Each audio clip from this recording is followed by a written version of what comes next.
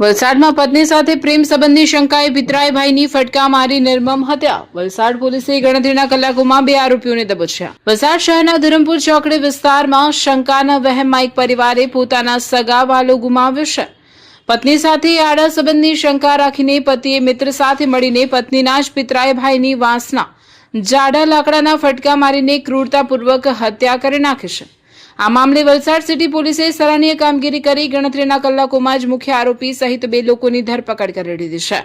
વલસાડની ધરમપુર ચોકડી નજીક આવેલા ઝૂંપડામાં રહેતા અને કચરું વીણી ગુજરાન ચલાવતા એક પરિવારમાં ગત 9 જૂનની રાત્રે લોહિયાળ ખેલ ખેલાયો હતો. અહીં રહેતા આરોપી ગણેશ રાજપૂતને છેલ્લા કેટલાક સમયથી શંકા હતી કે તેની પત્નીને તેના જ દૂરના પિતરાઈ ભાઈ વિપુલ નાયક સાથે પ્રેમ સંબંધ છે. આ મામલે ઘરમાં અવારનવાર ઝઘડા થતા હતા, પરંતુ 9 જૂનની રાત્રે આ શંકા હિંસક વળાંક તરફ વળી ગઈ હતી.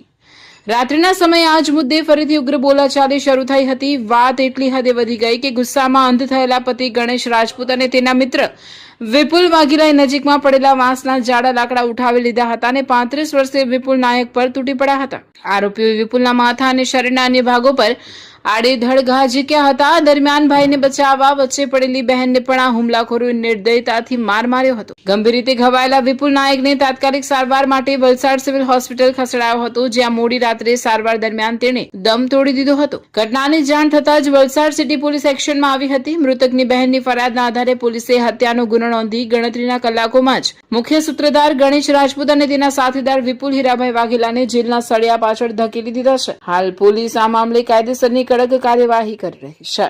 અમારી લાઈવ ન્યૂઝ 24 ચેનલને સબસ્ક્રાઇબ કરો, બેલ આઇકોન દબાવો જેથી આવનાર ન્યૂઝ અપડેટ્સની નોટિફિકેશન આપ સુધી સૌથી પહેલા પહોંચે.